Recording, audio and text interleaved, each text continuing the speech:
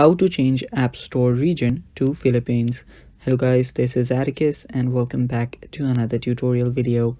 In today's video, I'll teach you guys how you can change App Store region to Philippines. So without any further ado, let's dive right into it. The first step is you will need to open up your App Store.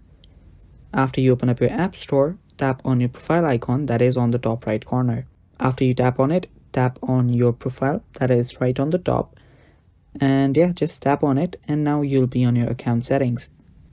After you're on your account settings, what you'll need to do is you'll simply need to type in the country/region option, and after you tap on it, now you can change your country or region. Tap on change country or region, and after you tap on it, now you will need to search for Philippines. You can easily find it as all of the list is arranged in alphabetical order. After you find Philippines, just tap on Philippines and now agree to the terms and conditions. Tap on the agree button on the top right corner, and after you do that, you will need to add a payment method. And yeah, after you add a payment method, tap on the next button and then your country and region will get changed to Philippines. And yeah, that's basically how you do it, guys. Thanks for watching. That is all for today's video. Stay tuned for more and bye bye.